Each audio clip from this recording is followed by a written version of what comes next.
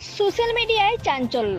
এক মহিলা সদস্য এসএসসি প্রিপারেশন নামক গ্রুপে থাকা ছেলেমেয়েদের ব্যক্তিগত মোবাইল নম্বর সংগ্রহ করে একের পর এক বিরক্তিকর ফোন ও মেসেজ পাঠাতে শুরু করেন। অভিযোগ উঠেছে তার মূল উদ্দেশ্য মানুষকে প্রতারণা করে অর্থ আদায় করা। এই ঘটনা সামনে আসতেই গ্রুপ অ্যাডমিন তাকে ফোনে সতর্ক করেন, কিন্তু অবাক করার মতো ঘটনা ঘটে তখন ওই মহিলা খারাপ ব্যবহার করেন এবং সরাসরি হুমকি দেন অ্যাডমিনকে। এরপর তাকে গ্রুপ থেকে রিমুভ করা হয়, কিন্তু সমস্যা এখানেই শেষ নয়। গ্রুপের বাইরে থেকেও সে ফোন করে চলেছে একাধিক সদস্যকে, প্রতিনিয়ত বিরক্ত করে যাচ্ছে। ত্রিপুরার বেকার যুব সমাজকে লক্ষ্য করে প্রতারণা চলছে।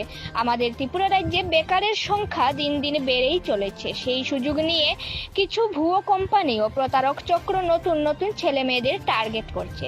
তারা চাকরির offer, smart income, work from home, smart ভ্যালুর মতো নাম দিয়ে মেসেজ বা হোয়াটসঅ্যাপ করে এবং লোভনীয় অফার দেখিয়ে টাকা পয়সা হাতিয়ে নিচ্ছে। কয়েকদিন আগেই ত্রিপুরার এমন এক ঘটনা সোশ্যাল মিডিয়ায় ভাইরাল হয়েছিল, যেখানে এক তরুণী এই ধরনের প্রতারণার শিকার হয়, অথচ এখনো পর্যন্ত এই কোম্পানির বিরুদ্ধে কড়া পদক্ষেপ নেওয়া হয়নি। আমরা সবাই যদি চুপ করে থাকি তাহলে আরও অনেকেই এই ফাঁদে পা দেবে। সতর্কবার্তা রইল সকলের জন্য। কোনো অজানা নম্বর বা সন্দেহজনক ব্যক্তির সঙ্গে ব্যক্তিগত তথ্য শেয়ার করা থেকে বিরত থাকুন। এসএসসি প্রিপারেশন পরিবারের পক্ষ থেকে সবার প্রতি আহ্বান, এমন প্রতারণার বিরুদ্ধে একসাথে রুখে দাঁড়ান। সরাসরি আইন প্রয়োগকারী সংস্থার সাহায্য নিন। সচেতন থাকুন, নিরাপদ থাকুন। প্রতিনিয়ত বাড়ছে প্রতারকের সংখ্যা। একের পর এক প্রতারক মানুষকে হেনস্থা করছে।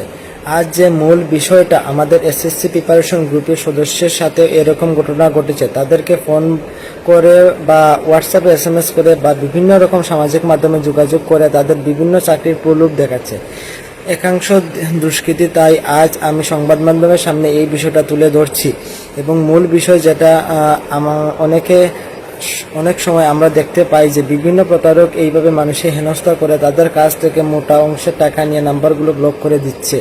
আজ আমাদের এসএসসি প্রিপারেশন গ্রুপের সদস্যের সাথে যে ঘটনা ঘটেছে তা নিয়ে আমি পুলিশ প্রশাসন ও রাজ্য সরকারের কাছে অনুরোধ রাখছি, দোষীদের চিহ্নিত করে অতি সত্বর শাস্তি প্রদান করতে হবে। না হলে দিন দিন এই ধরনের প্রতারক দুষ্কৃতী চক্র মাথায় তুলে মানুষকে লুট করে নেবে। আর আমি সকল যুব ভাই বোনদের উদ্দেশ্যে এই বার্তা রাখছি যে এই ধরনের কোনো ভুয়া কল বা SMS আসলে পাত্তা না দিয়ে যে নাম্বার থেকে আপনাদেরকে কাছে SMS বা ফোন আসবে সেই নাম্বার আপনাদের এলাকার স্থানীয় থানায় লিখিত দিয়ে রাখবেন।